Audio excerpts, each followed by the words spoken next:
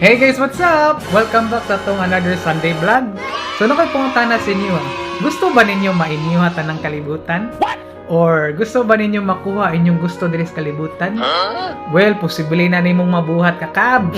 Na ay scripture verse diri karon sa Doctrine and Covenants section 59 verse 12, 13, 15 ug 16 gisulti diri kung sa tong buhaton para makuha nato ang kalibutan. Ingon si diri, but remember that on this day, the Lord's day, thou shalt offer thine oblations and thy sacraments unto the Most High. And on this day thou shalt do none other things. And as much as you do these things with thanksgiving, with cheerful hearts and countenance, not with much laughter, for this is sin, verily I say that inasmuch as you do this, the fullness of the earth is yours.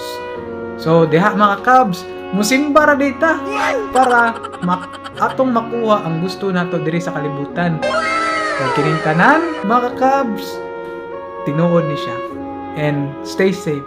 And to God be the glory.